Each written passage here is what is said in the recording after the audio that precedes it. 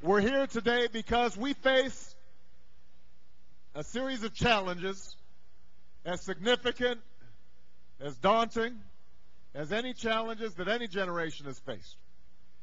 And we understand that because this nation is at a crossroads, both internationally and domestically, that if we do not stand up and meet those challenges right here and right now, then we may end up with an America that is a little poorer and a little meaner than the one we inherited from our parents and our grandparents and our great-grandparents. And we have decided that that is unacceptable, that that is un-American, that there's a better future for America.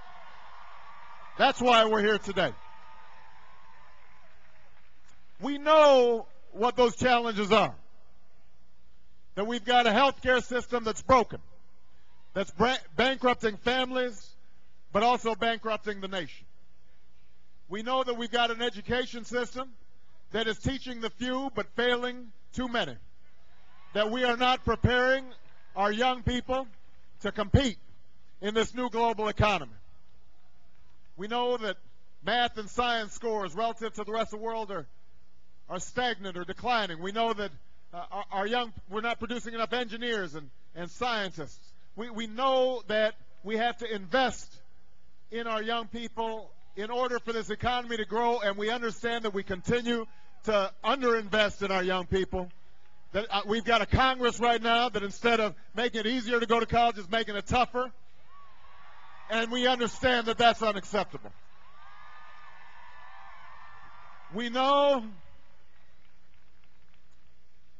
that we've got an energy crisis on our hands, that as a consequence of a lack of an energy strategy, not only are we held hostage to the spot oil market and the whims and vagaries of countries overseas, but we also know that we're sending $800 million a day to some of the most hostile nations on earth, helping them to buy weapons, helping them to oppress their own people. We understand as well that in the bargain we are melting the polar ice caps and warming the planet, and that if we continue on the path that we are on right now, then we are going to have a planet that is unrecognizable, and that it will impact not just our generation but generations to come.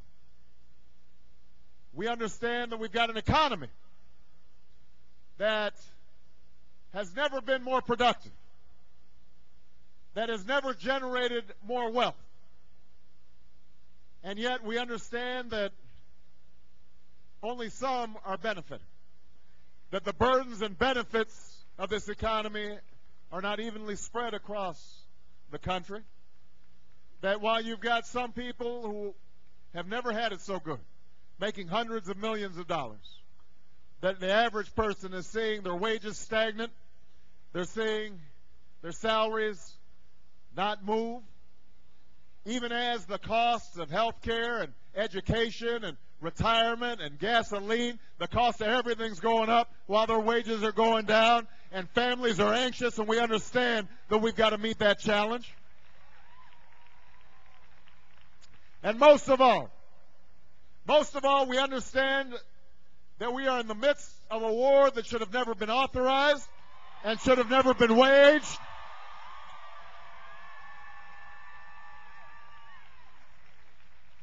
And that after spending $500 billion and seeing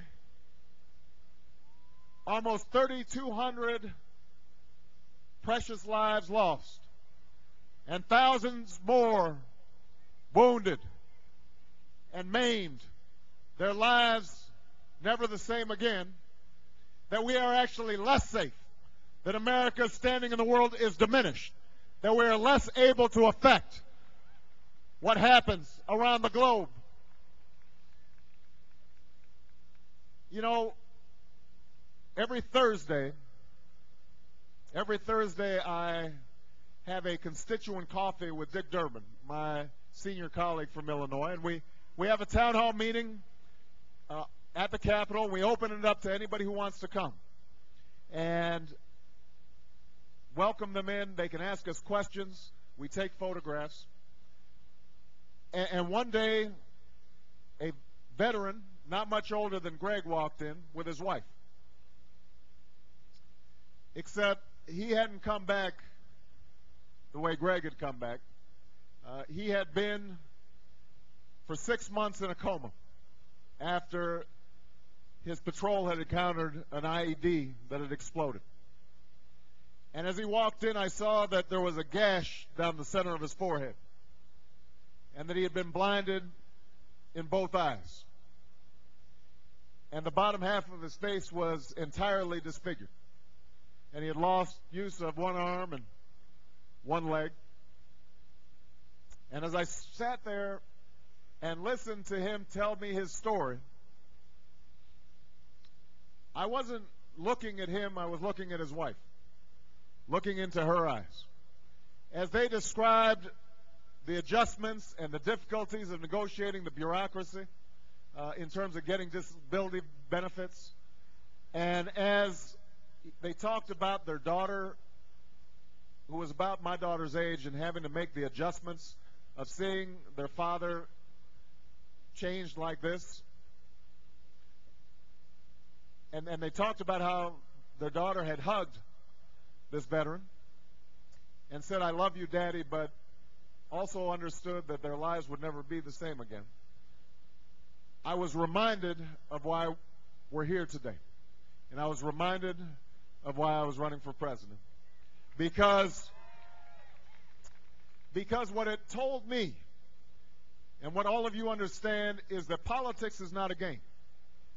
The decisions that are made in Washington are not sport.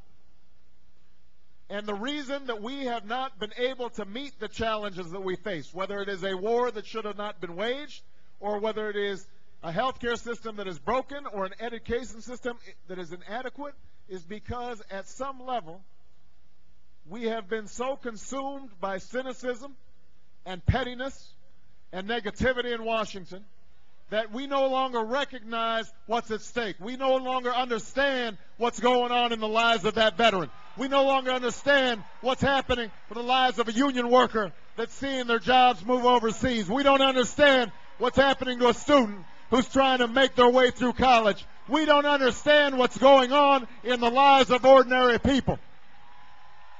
And we are here today because we said we've had enough and we want to change.